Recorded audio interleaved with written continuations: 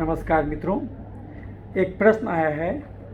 इस प्रश्न में मित्र पूछते हैं कि सर अभी डेल्टा प्लस वायरस के बारे में बहुत चर्चा सुन रहे हैं कि शायद यही थर्ड वेव लाएगा। तो जैसा कि हमने फिर इसका सर्च किया तो हमें पता चला कि शुरू में N44.0K वायरस के चलते डैमेज हुआ था, उसके बाद B1617.2 डेल्टा आया और अभी अप्रैल 2021 से डेल्टा प्लस वायरस तेज़ी से फैल रहा है। और कुछ लोग यहाँ तक कहते हैं कि वैक्सीन भी इस पर पूरी तरह से कारगर नहीं है। और तो ऐसे केसेस में बड़ा अनिश्चित भविष्य नज़र आ रहा है। क्या हम करें कि हम इन सब वेरिएंट से बचे रहें? कुछ वीडियोस मैंने आपका देखा है जिसमें मुझे लगता है कि कुछ अगर हम अपने आप को ठीक कर दें तो हम इन सारी चीज़ों से बच सकते हैं। लेकिन अभी हम जहाँ भी वीडियो देखते हैं तो वो सब का सब कन्फ्यूजन से भरा हुआ और डर पैदा करने वाला वीडियो नज़र आता है। तो बड़ी आशा से मैं आपसे प्रश्न पूछ रहा हूँ कि आप मुझे गाइड करें कि हम अपने आप को कैसे रखें कि इन वेरिएंट्स से हमारा शरीर सुरक्षित रहे। तो पहले मैं उनको धन्यवाद देना चाहूँगा कि उन्होंने बहुत ही सामयिक प्रश्न पूछा है और वो हमारा वीडियोस देखते रहते हैं और लेकिन वो और भी चीज़ों को पढ़ते रहते हैं, तभी तो उनको हर वेरिएंट के बारे में जानकारी है। और उन्होंने इसके बारे में मुझसे डिटेल पूछा है कि जैसा कि सुनने में आ रहा है कि अभी डेल्टा प्लस जो है वो वेरिएंट ऑफ कंसर्न हो गया है।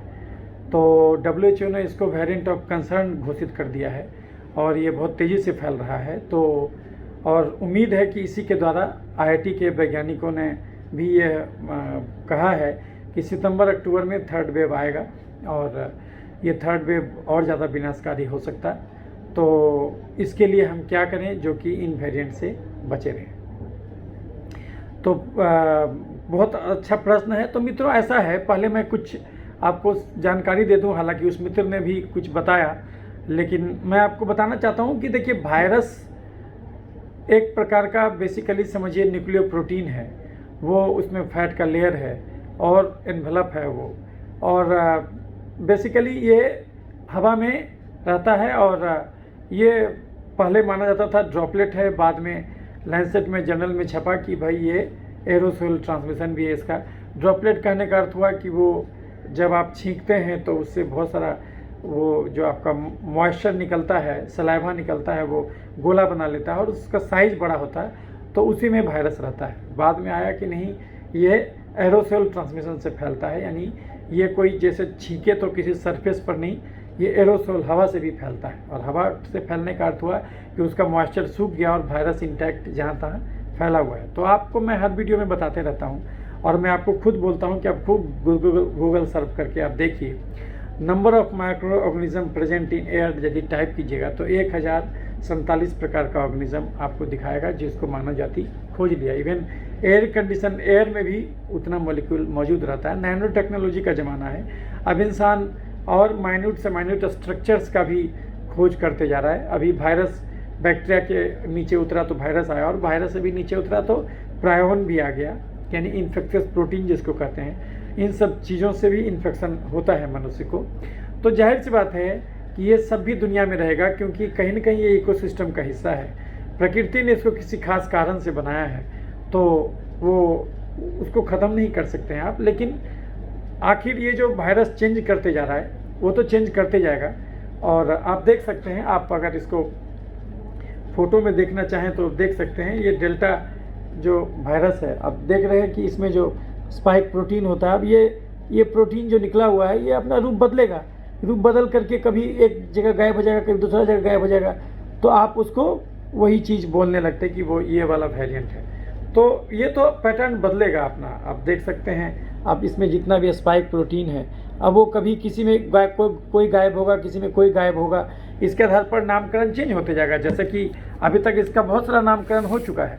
मैं आपको बताऊं कि अभी इसका क्या क्या नामकरण हो चुका है, तो आप पहले इसको देख लें फिर हो जाएगा। अभी देखिए कि कितना कितना नामकरण हो चुका है। तो जैसे अल्फ़ा वेरिएंट को जो आया था, जो सितंबर 2020 में आया था, ये B.1.1.7 करके आया था, यूके में केंट में एरिया में ये फैला था। आप देख रहे हैं उसका बीटा आया तो ये B.1.3 351, ये साउथ अफ्रीका में मई 20 में आया था। फिर गामा आया P.1 जो ब्राज़ील में आया था नवंबर 2020 में। उसके बाद डेल्टा आया और डेल्टा को B.1.617.2 करके बोला जाता था, जो इंडिया में चल रहा था। और ये 50% मोर जो है कि जल्दी तेज़ी से फैलता है। इप्सिलॉन वायरस भी आया जो कि B.1.427 और ये जो है था B.1.429, ये कैलिफोर्निया में USA में भी आया था। उसके अलावा जो है कि आयोटा वायरस आया B.1.526, ये जो है कि ये भी USA में न्यूयॉर्क में आया था। गामा वायरस आया P.1 जो ब्राज़ील में था। कप्पा वेरिएंट आया इसका B.1.617.1, ये इंडिया में भी आया था। ये पहले आया था, कप्पा फर्स्ट वेव में के आसपास में था। थीटा आया तो P3 था, ये फिलीपींस में। जीटा आया P.1 ब्राज़ील में। तो ये तो वेरिएंट आएगा और इतना ज़्यादा वेरिएंट है कि इसको कंसोर्टियम बनाना पड़ गया। उसको बोलते हैं INSA consortium, Indian SARS-2 CoV-2 consortium on genomics. तो ये तो वायरस रूप बदलते रहेगा। और आप जो देख रहे हैं कि जो इसको बोलते थे B.1.617.1 को कप्पा बोलते थे, जून में आया था। फिर उसके बाद ये डेल्टा आ गया। तो ये अमरावती में पहला केस आया था, सेकेंड वेव इसी से आया था जो डेल्टा से। अब बाद में अब डेल्टा प्लस आ गया। अब जो डेल्टा प्लस आया मित्रों, तो वो आप देख सकते हैं। तो जो है कि अभी और जो, लेकिन अब क्या हुआ कि जो पहले वाला जो केस था, ये जो सबसे पहले केस आया था ये B.440K, अब ये नहीं मिलता। अब ये रिप्लेस हो गया B.1617.2 के द्वारा। और फिर तो ये वेरिएंट चेंज करते रहेगा। और इसी में अभी 2 क्लैड आ गया है, डेल्टा में भी 2 क्लैड आ गया, जिसको बोलते हैं A.1 और A.2। तो A.1 में जो स्पाइक म्यूटेशन है वो T951 में है और इसमें 8 केस 16 जून तक मिला था आंध्र प्रदेश में। और A.2 आया था जिसमें स्पाइक म्यूटेशन A222V पर था और इसमें केवल USA में देखा जाता था। और ये डेल्टा जो है 1.6 time more transmit compare to alpha, और अल्फ़ा से भी डेल्टा से भी ज़्यादा है डेल्टा प्लस। तो ये कहते हैं कि ये वेरिएंट आपको आते जाते रहेगा। और ये दिन ब दिन, चूँकि जब भी वायरस आपके सेल में घुसा और आपके सेल से फिर निकला डिवीजन करके, तो वो जाहिर सी बात है बदला रहेगा। अब उसके चक्कर में अगर पड़िएगा तो फिर बड़ा कंफ्यूज हो जाइएगा, क्योंकि याद रखिए बीमारी 3 चीज़ से होता है, एजेंट, होस्ट और इन्वायरमेंट। ये तीनों के मिलन से बीमारी आता है। अभी हम एक और वीडियो आपको हम कल बनाएंगे। कल 6 आपका जुलाई है और 6 जुलाई को पूरी दुनिया वर्ल्ड जूनोसिस डे के रूप में मनाती है, तो उस पर भी हम एक वीडियो बनाएंगे।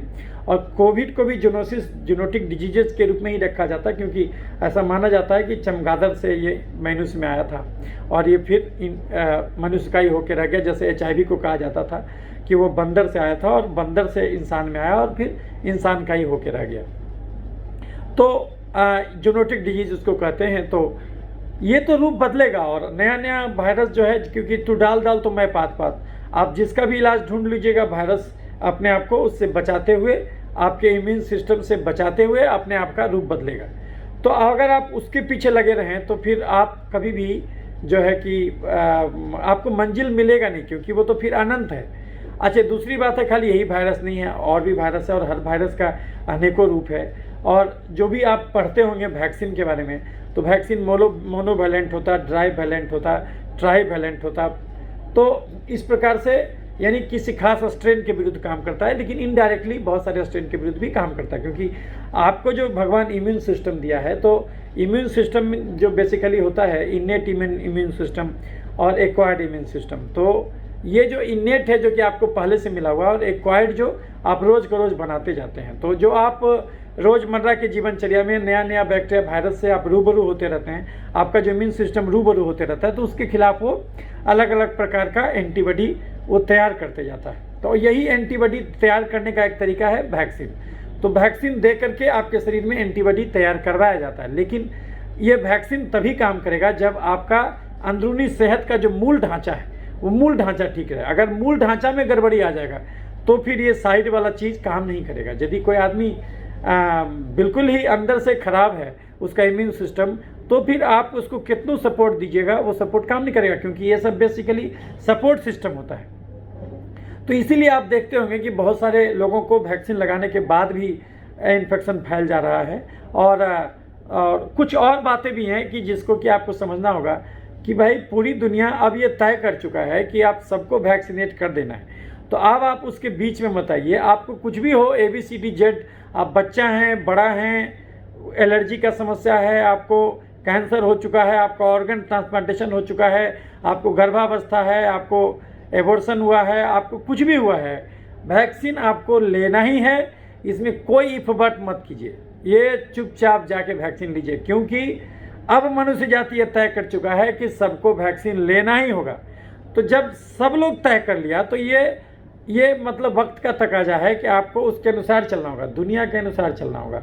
तो उसके हिसाब से आपको वैक्सीन लेना होगा। और जहाँ तक आपने कहा कि ये जो अलग अलग वैक्सीन आ रहा है, जैसे कि हमने आपको बताया कि कितना वैक्सीन अभी तक आ चुका है कोविड-19 का, और अभी आगे के दिनों में भी आपको बहुत सारा वैक्सीन वेरिएंट आपको देखने को मिलेगा।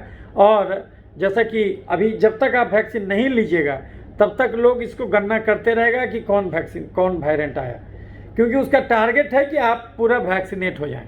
तो इस बात को समझिए, कुछ चीज़ लिखा नहीं जाता, कुछ चीज़ कहा नहीं जाता, लेकिन फिर भी आपको समझ लेना चाहिए कि अब मानव जाति तय कर चुका है कि जो आदमी वैक्सीन नहीं लेगा उसको समाज का दुश्मन कहा जाएगा। तो आपको वैक्सीन जाके लेना है।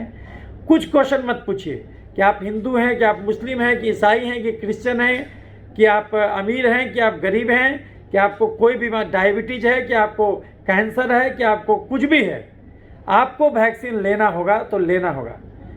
तो कहानी ख़त्म है, उसमें कुछ नहीं है। तो आप जाके वैक्सीन ले लीजिए। दूसरी बात, आपने कहा कि ये जो वेरिएंट बदलते जाएगा तो हम कितना मात्रा में चिंतित रहें। किसी भी चिंता की कोई आवश्यकता नहीं है, क्योंकि चिंता में आपका शरीर और ख़राब होगा। आपका सोचने समझने का ताकत जो है चिंता में ख़राब हो जाएगा। आप कुछ मूलभूत बातें समझ लीजिए, फिर आपको बीमारी नहीं होगा। ये तो आज कोरोना आया है, 1-2 साल तक जब तक सब लोग वैक्सीनेट न कर जाएं तब तक ये समस्या रहेगा।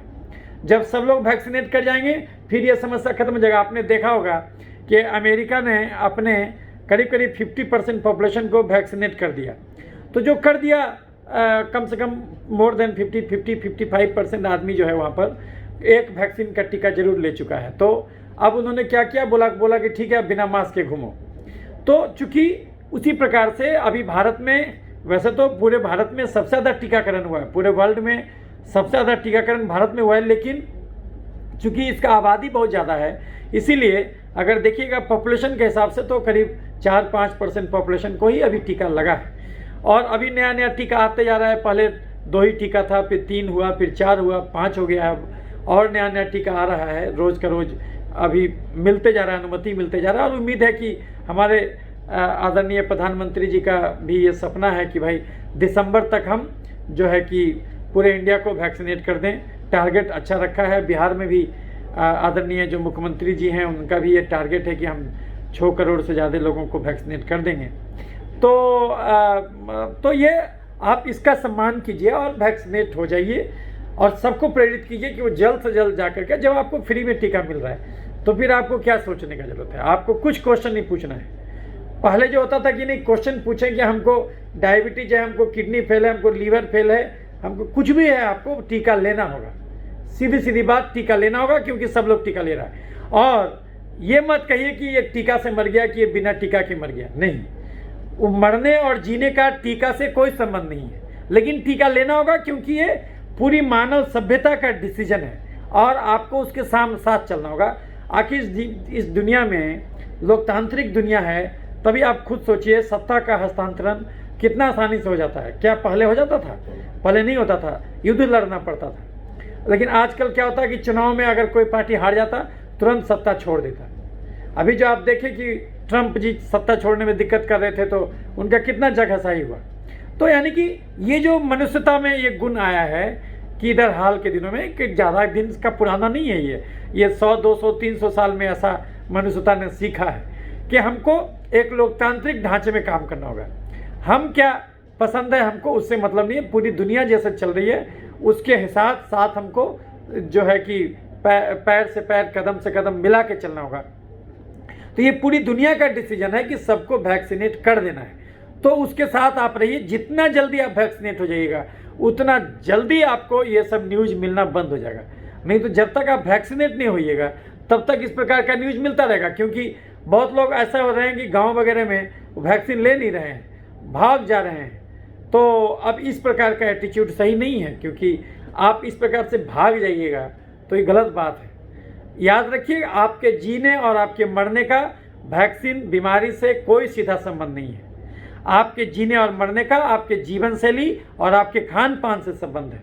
तो आप कभी ये मत बोलिए कि हमको एम्फोट्रिसिन बी का इंजेक्शन नहीं मिला इसलिए हम मर गए, गलत बात। आप उतना दिन से क्या करे थे? आप डायबिटीज़ को क्यों पाल पोस के रखे हुए थे? हमको बड़ा खराब लगता है ये सब न्यूज़ हम देखते हैं जिसमें कहा जाता है कि अभी एक न्यूज़ देख रहे थे और बड़ा सम्मानित पेपर है दैनिक भास्कर, और वो गैर जिम्मेदाराना न्यूज़ निकाल रहा है। वो न्यूज़ निकाल रहा है कि इतने लोग मर गए क्योंकि सरकार ने उसको दवा नहीं दिया। अरे मूर्ख, तो उतना आदमी जो मर गया वो आदमी किसको हुआ ब्लैक फंगस? वो आदमी डायबिटीज़ को क्यों पाल पोस के रखे हुए था? आप गलत बात, आप उसकी जिम्मेदारी को बिल्कुल नहीं दे रहे हैं। वो दवा आ जाएगा तो क्या हो जाएगा? क्या ज़िंदगी भर एम्फोट्रिसिन भी लीजिएगा क्या? आप देखिए उसका डोज, वो बोलता है कि देते रहो 2 महीना 4 महीना, क्या आप लेते रहिएगा दवा? आप अपने डायबिटीज़ को इस कदर क्यों खराब किए? आपको डायबिटीज़ होता था तो भी आप 10 रोटी खाते थे, ऐसा क्यों करते थे आप? तो इस बात को समझिए कि हम वही चीज़ अभी फिर से चर्चा करेंगे। जो आदमी हमारा वीडियो देखते रहते हैं वो तो जानते होंगे कि हम बीमारी को कैसे ठीक करने में भरोसा रखते हैं, लेकिन जो नहीं जानते होंगे वो जो है कि उनके लिए अभी हम फिर से एलोबरेट करेंगे। तो हमने आपको कहा कि जो आपको ये समझना होगा कि इस धरती पर बीमारी जो होता है उसमें 3 कारण से बीमारी होता है, एजेंट, होस्ट और इन्वायरमेंट। ये तीनों के मिली भगत से बीमारी होता है। तो अगर कोई एक भी सिरा गड़बड़ हो जाएगा तो बीमारी उत्पन्न नहीं होगा। तो इसीलिए जो है कि ये तीनों का योगदान है। अब रह गया एजेंट यानी वायरस। अब वायरस पर आपका 100% नियंत्रण नहीं है, वो तो रूप बदलेगा। आप उसको नहीं चेंज कर सकते कि रूप नहीं बदलो, वो रूप बदलेगा। तो उसको ख़त्म नहीं कर सकते धरती से, क्योंकि कैसे ख़त्म कीजिएगा? आप कितना दिन तक मास्क लगाइएगा? वो तो हवा में वायरस है, तो उससे आप इस ढंग से तो नहीं बच सकते। वो आप देख लिए। बच गया आप इन्वायरमेंट। तो अब इन्वायरमेंट में क्या है कि ठीक है, आप साफ़ सफाई रखिएगा, हाथ धोइएगा, आप मास्क लगाइएगा, ये सब कीजिएगा तो कुछ हद तक आप उससे बच जाइएगा। लेकिन आप बोलेगा क्या 100% बच सकते? नहीं बच सकते उससे। बड़ा से बड़ा साइंटिस्ट भी आपको बता देगा कि साइंटिफिक लिटरेचर में आपको पता चला है कि हम नहीं बच सकते, क्योंकि आप खुद सोचिए वायरस का साइज है 0.12 माइक्रोन और आप N95 मास्क पहनते हैं तो उसका साइज होता है 2.5 माइक्रोन।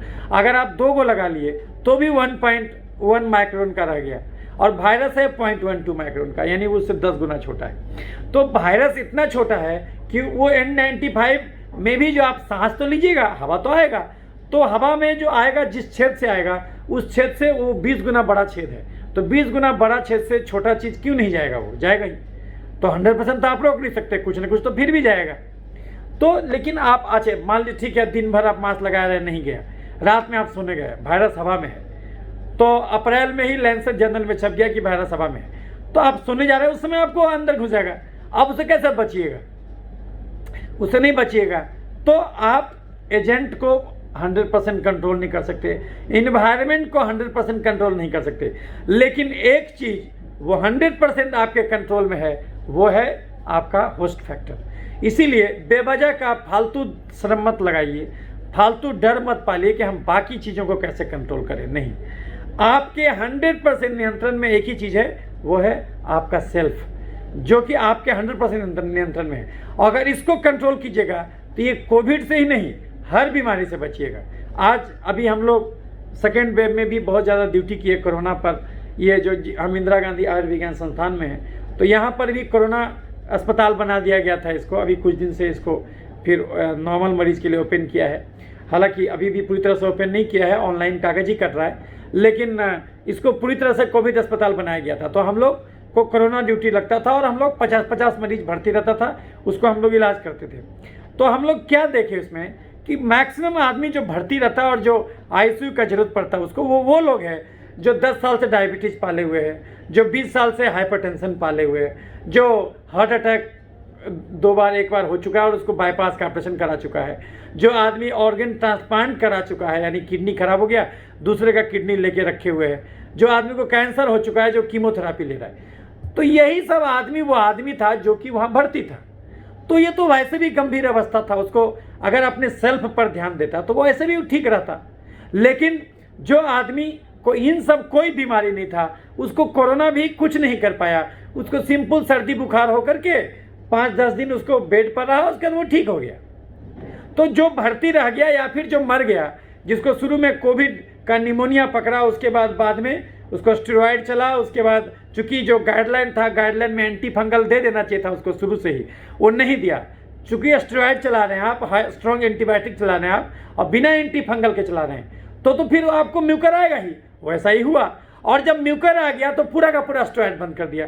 स्टेरॉइड उसको लो डोज में चलाना था, क्योंकि म्यूकर का जो ग्रोथ हो रहा था वो बॉडी के रिएक्शन से हो रहा था, तो आपको थोड़ा सा स्टेरॉइड देते रहना चाहिए था। वो क्या किया, ऑल और नॉन ला, यानी या तो स्टेरॉइड दिया तो जम के दिया, बिना सोचे समझे जम के दिया, और बिना एंटी फंगल के सपोर्ट के दिया।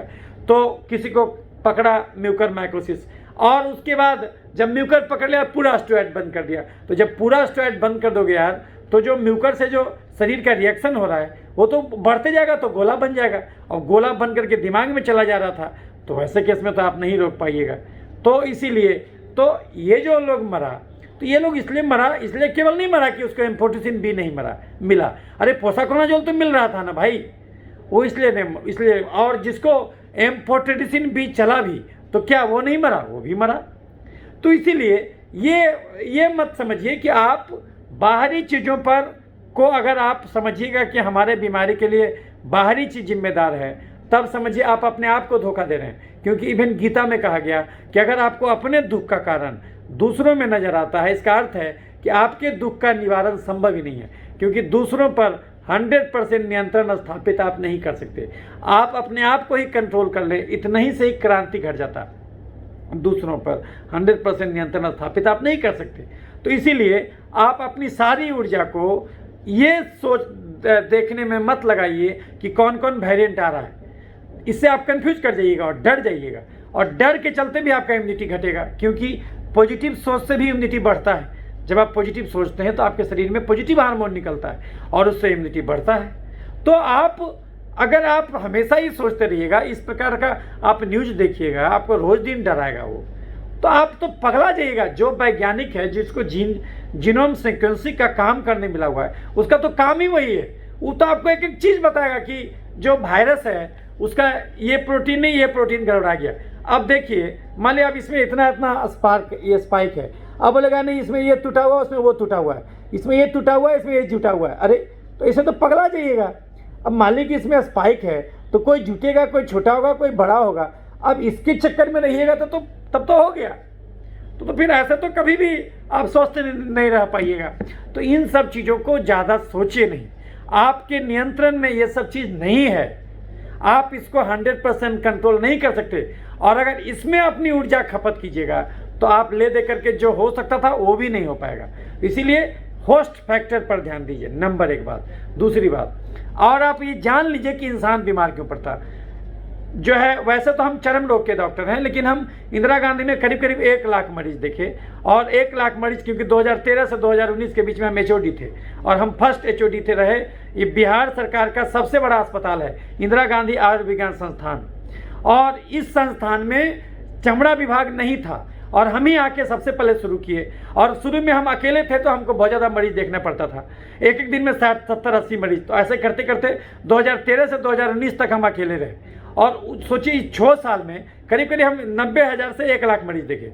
और इस 1 लाख मरीज में करीब हम जो 10,000 मरीज का पूरा जांच कराए, और जब उसका समेकित अवलोकन किए, उसका अध्ययन किए, तब समझ में आ गया कि इस धरती पर कोई भी बीमारी 6 ही कारण से होता है। नंबर 1, ज़्यादा कार्बोहाइड्रेट, ज़्यादा फैट वाला, कैलोरी वाला भोजन करना। नंबर 2, कम प्रोटीन, कम फाइबर खाना। नंबर 3, 2 घंटा भी रोज नहीं टहलना। नंबर 4, कम से कम आधा घंटा भी चमड़े को धूप नहीं दिखाना। और नंबर 5, कम से कम 6 घंटा भी नहीं सोना। और नंबर 6, वर्तमान में नहीं जी के भविष्य में जीना, क्योंकि इंसान के नियंत्रण में केवल वर्तमान है, लेकिन इंसान भविष्य में और या भूतकाल में जीवन जीने लगता है। सपोज कीजिए हमको कैंसर हो जाए, तो हम तो मरेंगे भविष्य में, क्योंकि वर्तमान में इस धरती पर आज तक कोई नहीं मरा है।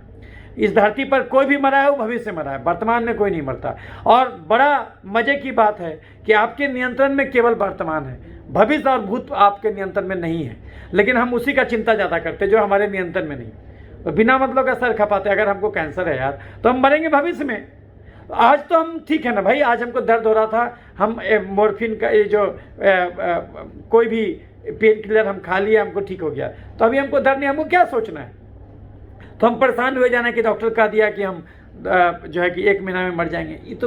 ये गलत बात, और उसका हम टेंशन लिए हुए हैं। तो इस बात, अगर इंसान इस क्षोभों को दुरुस्त कर दे तो इस धरती पर डॉक्टर का जरूरत 4 ही चीज़ में बचेगा। जब एक्सीडेंट हो जाए, जब जन्म जात गड़बड़ी हो, जब घर में किसका डिलीवरी कराना हो, जब उम्र के हिसाब से चश्मा बदलवाना हो।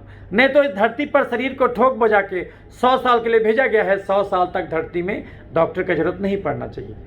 इस धरती पर अभी भी 124 साल तक जीवित मनुष्य जो साइंटिफिकली प्रूव्ड है वो है, मौजूद है। हालांकि कहा जाता है कि भारत में तो हिमालय में जो 500 साल से तपस्या कर रहा है, ऐसा भी योगी बैठा हुआ भी, जो अपने शरीर को सस्पेंडेड एनिमेशन में रख लिया है। तो खैर वो अलग बात है। तो हम अपने मूल टॉपिक पर आते हैं। तो हम होलिस्टिक हेल्थ एक्सपर्ट अपने आप को कहते हैं, क्योंकि बीमारी अकेले नहीं आता। किसी को भी कोरोना मान ली डेल्टा प्लस का इन्फेक्शन लगा तो उसको खाली वही चीज़ थोड़ी होगा, जांच कराइएगा, अगर पूरा जांच कराइएगा तो कम से कम 4 से 5 मेजर गड़बड़ी निकलेगा। तो आप जब भी किसी का इलाज करते हैं तो होलिस्टिकली आपको करना चाहिए, क्योंकि शरीर में सब कुछ जुड़ा हुआ है, किडनी लीवर सब जुड़ा हुआ है। अगर किडनी निकाल दें, लीवर निकाल दें, माथा निकाल दें तो इन सब का अलग से कोई वजूद नहीं होगा। लेकिन यदि आप सब मिलजुल के काम करता है तो मिलजुल के काम करता है। तो इस बात को समझना होगा आपको। तो जो वही चीज़ आपको समझाना चाहते हैं कि हम जो 1 लाख मरीज देखे उससे क्या सीखे, तो उससे वो सीखे। तो इस धरती पर कोई भी बीमारी क्यों होगा? हमारा शरीर हमारे भोजन से बना है, तो हमारे शरीर में कोई भी बीमारी क्यों होगा? क्योंकि हमारा भोजन गलत होगा। हर इंसान हर चीज़ नहीं खा सकता, लेकिन हर इंसान हर चीज़ खाना चाहता। गड़बड़ी यहीं से शुरू हो जाता। आप खुद सोचिए, एक आदमी जो 8 घंटा कुदाल चलाता हो खेत में, और एक वो आदमी जो 8 घंटा खाली बैठ के प्रवचन देता हो, दोनों को खाना बराबर कैसे हो जाएगा? एक गाड़ी जिसको 3 किलोमीटर चलाना हो, एक गाड़ी जिसको 300 किलोमीटर चलाना हो, क्या दोनों बराबर डीजल भरिएगा? तो जब उस समय बुद्धि खुल जाता, खाने के टाइम में बुद्धि कहाँ जाता? तो हर इंसान हर चीज़ नहीं खा सकता, लेकिन हर इंसान हर चीज़ खाना चाहता। गड़बड़ी यहीं से शुरू हो जाता। तो पहला पॉइंट आपको समझ में आ गया कि अगर हमको corona variant 1, variant 2, variant 3, n number of variant कुछ भी पकड़ा, वो क्यों पकड़ा? क्योंकि हमारा भोजन गलत था। अगर हमारा भोजन सही रहता तो ये वायरस अगर हमारे शरीर में घुस भी जाता तो भी कुछ नहीं होता। अगर हम भोजन सही रखेंगे तो 1 किलो भी कोरोना खा लेंगे, कुछ नहीं होगा। और अगर हमारा भोजन गलत रहेगा तो कितनों मास्क लगाएंगे, कितनों हाथ धोएंगे, कितनों दूरी मेंटेन करेंगे, कितनों टीका लेंगे, कुछ नहीं होगा, हमको फिर भी बीमारी धरेगा। जो कि आप अनेकों उदाहरण आप देख चुके हैं कि कितना ऐसा लोग था जो कि वैक्सीन लगा करके, मास्क लगा के, हाथ धो के भी बीमार पड़ा और मर भी गया। तो ये ऐसा आपको अनेकों उदाहरण आज के डेट में मिल जाएगा।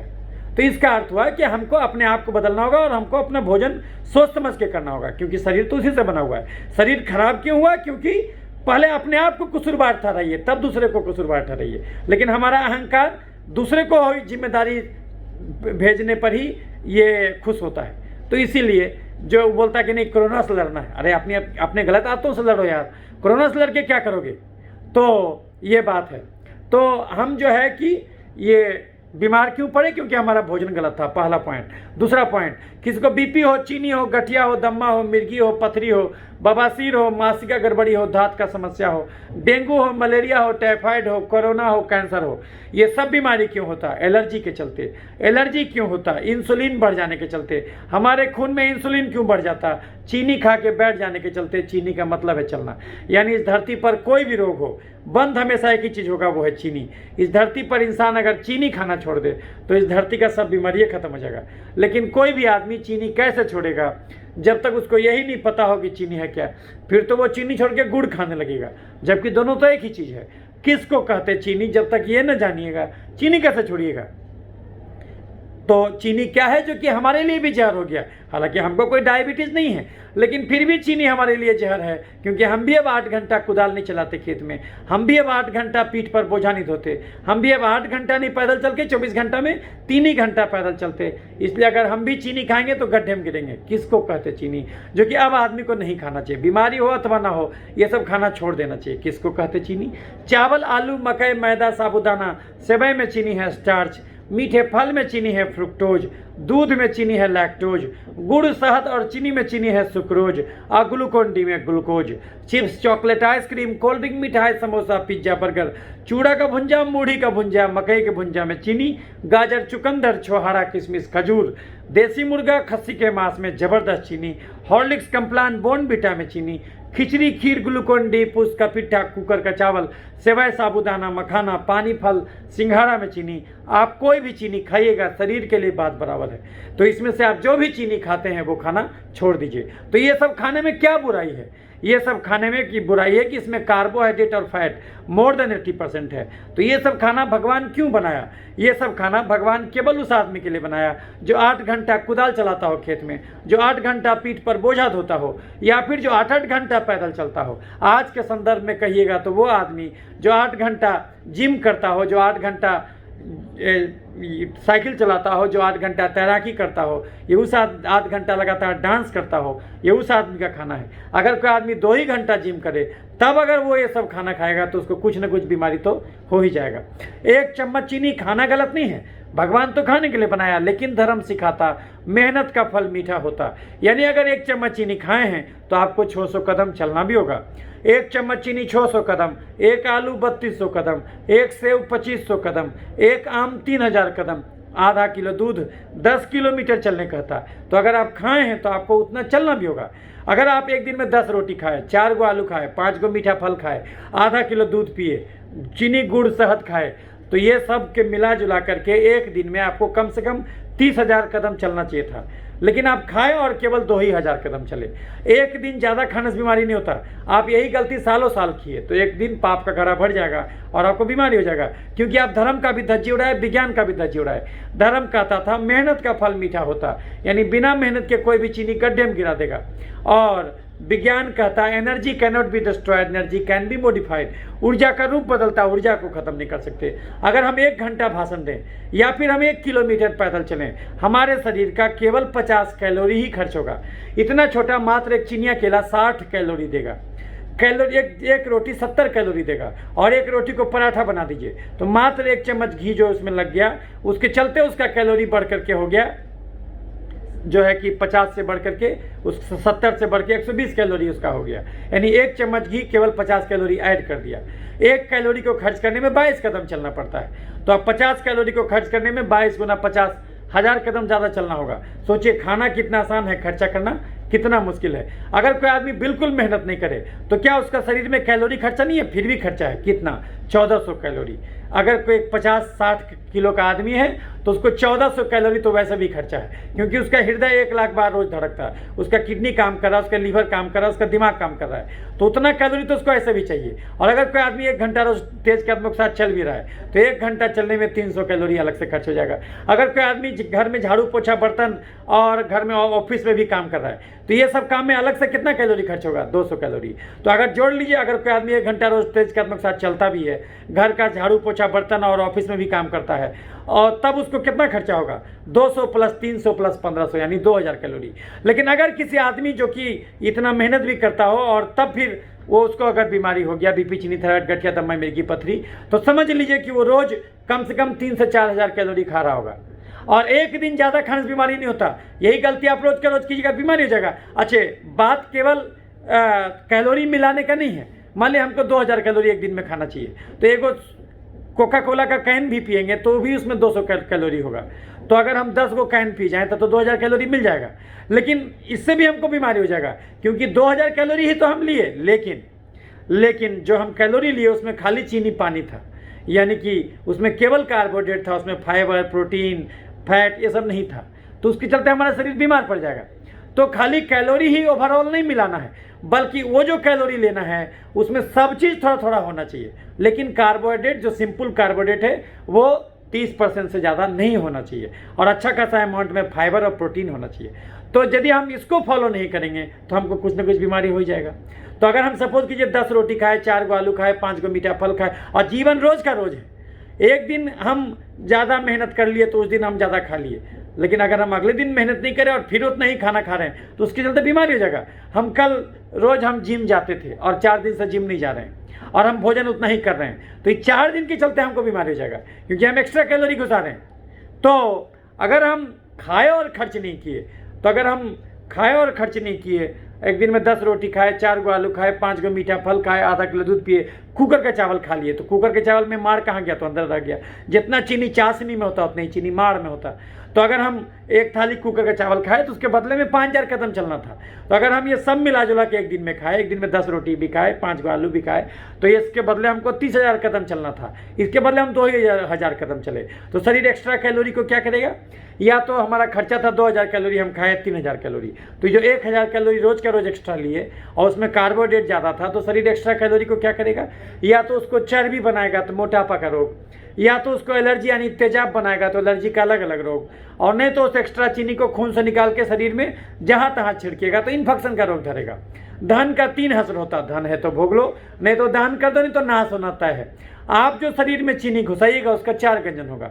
या तो खा के जला दीजिए तो बीमारी नहीं होगा, खाए और खर्च नहीं किए तो शरीर एक्स्ट्रा कैलोरी को या तो चर्बी के रूप में जमा करेगा, या तो उसको तेजाब के रूप में जमा करेगा, नहीं तो जहाँ तहाँ छिड़क देगा।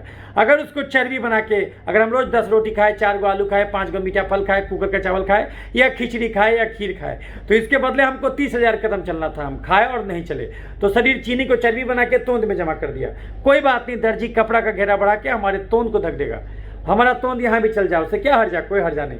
हम चलेंगे तो तोंद डगमगा के चलेगा, बाकी तोंद निकलने से कोई खास हर्जा नहीं होता। हमारा जांग इतना मोटा हो जाए, बाएं इतना मोटा हो जाए, गाल इतना फूल जाए, उससे क्या हर्जा? कोई हर्जा नहीं। लेकिन चर्बी अगर तोंद में नहीं जमा होके गलती से खून की नली में जमा हो जाए, तब हम लफड़े में पड़ जाएंगे। जो खून का नली इतना चौड़ा था, अब वो सकरा हो जाएगा, हार्ट बेचारे को संकरे नली से खून भेजना होगा, तो ब्लड का प्रेशर बढ़ेगा, उसको बोलते हैं बीपी का बीमारी। चर्बी अगर हार्ट के नली में जमा हो जाए तो हार्ट अटैक या धड़कन का बीमारी, सीढ़ी चढ़िएगा, हाँफने लगेगा। दिमाग के नली में चर्बी जम जाए तो लकवा मार देगा। ओवरऑल दिमाग में चर्बी जम जाए तो बेचैनी, घबराहट, अधकपारी दर्द, मिर्गी और पागलपन शुरू हो जाएगा। चर्बी यहाँ जम जाए तो थायराइड का बीमारी। लैरिंग्स के अंदर चर्बी जम जाए तो खराटा शुरू हो जाएगा, सोए सोए दम फूलेगा। लीवर में चर्बी जम जाए तो खाना पचने में दिक्कत, फैटी लीवर, कब्ज, गैस, बवासीर, पथरी। पैनक्रियाज के बीटा सेल में चर्बी जम जाए तो डायबिटीज। महिलाओं में ओवरी के पास चर्बी जम जाए तो मासिक का गड़बड़ी, दांत का समस्या, छाती का गिल्टी, बच्चा ठहरने में दिक्कत, पीसीओडी। पुरुषों में प्रोस्टेट के पास चर्बी जम जाए तो प्रोस्टेट ग्लैंड का साइज बढ़ेगा, उसके चलते मूत्र नली पर दबाव पड़ेगा, क्योंकि प्रोस्टेट ग्लैंड के बीच में यूरेथ्रा रहता, तो उस पर दबाव पड़ेगा, पेशाब खुलासा नहीं होगा, बार बार यूरिनरी ट्रैक्ट इन्फेक्शन पकड़ेगा। किसी नस में चर्बी जम जाए तो नस का झिनझिनी, चर्बी यहाँ जम जाए तो किडनी उड़ेगा। यानी शरीर रूपी घर में एक्स्ट्रा चीनी खा के अगर हम चर्बी रूपी कचरा जमा कर देंगे तो शरीर का हर अंग त्राही माम करने लगेगा, उसका वर्किंग एफिशिएंसी घट जाएगा। तो एक नुकसान हुआ, शरीर चीनी से खाली चर्बी नहीं तेजाब भी बनाता, वो तेजाब शरीर को अलग से डैमेज करेगा। सांस की नली में अगर तेजाब गया तो सांस की नली को छील दिया जाएगा, तो क्या होगा? टॉन्सिलाइटिस, साइनोसाइटिस, दमा, खांसी, निमोनिया शुरू हो जाएगा। जोड़ में अगर तेजाब सांस की नली में अगर तेजाब गया तो टॉन्सिलाइटिस, साइनोसाइटिस, दमा, खांसी, निमोनिया करा देगा। जोड़ में तेजाब जाएगा तो गठिया, अर्थराइटिस करा देगा, चाहे कमर बाह का गठिया क्यों न हो। चमड़े में तेजाब गया तो एक्जिमा, सोरोसिस, सफेद दाग, जुटपित्ती, छाही, पिंपल करा देगा। दिमाग में तेजाब जाएगा तो मिर्गी, पागलपन करा देगा। लीवर में तेजाब जाएगा तो जॉन्डिस करा देगा। तेजाब एक जगह जमा हो जाएगा तो कैंसर करा देगा। आपके बोन मैरो में तेजाब गया तो ये प्लास्टिक एनीमिया करा देगा। यानी एक्स्ट्रा चीनी शरीर में चर्बी बन के भी बीमारी पैदा किया और तेजाब बन के भी बीमारी पैदा किया। चर्बी बन के क्या पैदा किया? हम मोटा के धंस हुए। हमारा बॉडी मास इंडेक्स रहना चाहिए 21 से 25 के बीच में, BMI, लेकिन वो चला गया 28, 29, 30 ऐसे करके। तो शरीर चर्बी बना के कौन कौन बीमारी पैदा किया? बीपी का, चीनी का, थायराइड का, हार्ट अटैक का, लकवा का, फैटी लीवर, कब्ज, गैस, बवासीर, पथरी का, और सारा मानसिक रोग, बेचैनी, घबराहट का, एंग्जाइटी, डिप्रेशन का, स्किज़ोफ्रेनिया पैदा किया। और चर्बी जो है लीवर में जमा हो गया तो फैटी लीवर पैदा किया, और अगर पैनक्रियाज के बीटा सेल में जमा गया तो डायबिटीज पैदा किया, और अगर ओवरी में जमा गया तो मासिक गड़बड़ी पैदा किया। ये और हार्ट अटैक, लकवा पैदा किया, लीवर, किडनी फेल किया। ये तो चर्बी जमने से हुआ। तेजाब जमने से क्या उत्पन्न हुआ? तेजाब सबको गलाया, तो उसके चलते हमको जो है कि अस्थमा पकड़ लिया, उसके चलते तेजाब से हमको गठिया पकड़ लिया, अर्थराइटिस, एक्जिमा, सोरोसिस, सफेद दाग, जुटपित्ती, छाही, पिंपल पकड़ लिया, मुंह में छाला पकड़ लिया और निमोनिया पकड़ लिया। ये तेजाब जमने से हुआ। कैंसर पकड़ लिया, जॉन्डिस पकड़ लिया। सब का सब चीनी शरीर चर्बी और तेजाब नहीं बनाता। कुछ एक्स्ट्रा चीनी को शरीर खून से निकाल के शरीर में जहाँ तहाँ छिड़कता, उन्हीं जहाँ तहाँ वाली जगहों में एक जगह है पसीना। तो यदि आपके पसीने में रोज का रोज चीनी छिड़का जाएगा तो ऐसा दिन आए पकड़ेगा जो ठीक ही नहीं होगा, ऐसा बैक्टीरिया का बल तोड़ पकड़ेगा जो ठीक ही नहीं होगा, ऐसा चिकन पॉक्स का वायरस पकड़ेगा जो ठीक ही नहीं होगा। चीनियाँ गिरेबा तो चिटिया लाग बेकरी। अगर आपके लार में सलाइवा में रोज का रोज चीनी छिड़का जाए तो ऐसा कोरोना वायरस पकड़ेगा, ऐसा वेरिएंट पकड़ेगा जो ठीक ही नहीं होगा, ऐसा ब्लैक फंगस पकड़ेगा, ऐसा टीबी का बैक्टीरिया पकड़ेगा जो ठीक ही नहीं होगा।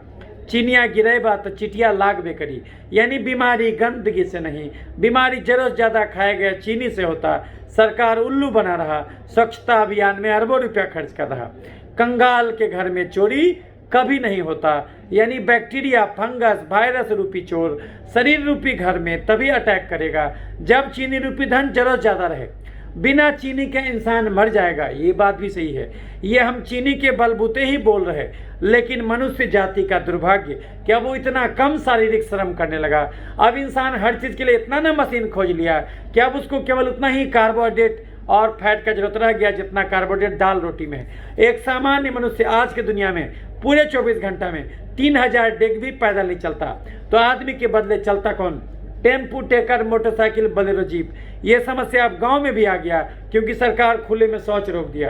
कम से कम टॉयलेट के नाम पर लोग चला करता था, वो कहानी भी खत्म है। तो अगर आप शारीरिक एक्टिविटी बहुत ज़्यादा कम करने लगिएगा तो ये चीनी आपके लिए जहर हो जाएगा। अगर आप 24 घंटा में केवल 2 ही घंटा टहलिएगा तो ये पेट्रोल गाड़ी के लिए जहर हो जाएगा। अगर अपना गाड़ी आप 24 घंटा में 2 ही किलोमीटर चलाइएगा तो ये पेट्रोल गाड़ी के लिए जहर हो जाएगा। वही पेट्रोल आपको कश्मीर से कन्याकुमारी घुमा देगा, और नहीं तो वही पेट्रोल जला के राख भी कर देगा अगर बिना मतलब के सिंगारिएगा तो।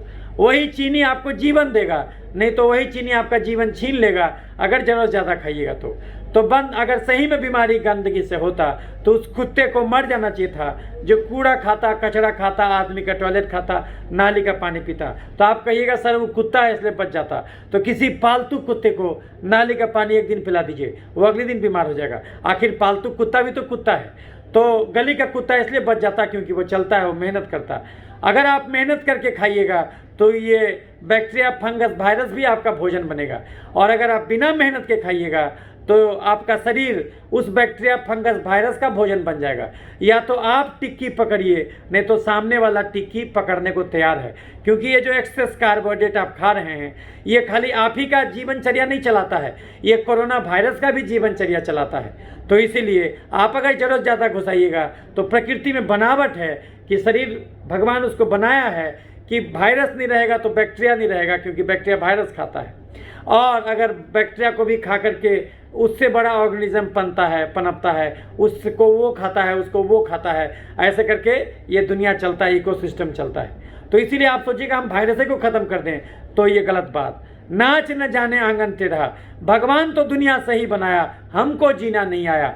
मनुष्य क्या किया है औद्योगिक क्रांति के बाद? वो बिल्कुल ही शारीरिक एक्टिविटी कम कर दिया, वो हर चीज़ के लिए मशीन पर निर्भर हो गया और प्रोसेस्ड फूड का भंडार हो गया। अब इंसान हर चीज़ का प्रोसेस्ड चीज़ बना रहा है। तो ये जो हाई कैलोरी चीज़ इंसान खा रहा है, आप अगर मान लें कि कोई फल खाए या फिर, तो उसमें आपको केवल विटामिन ही नहीं मिला, उसमें खाली चीनी नहीं मिला, आपको फाइबर भी मिला। लेकिन आप बोलिएगा नहीं हम खाली फ्रुक्टोज उसका निकाल लें और खाली फ्रुक्टोज हम खा लें।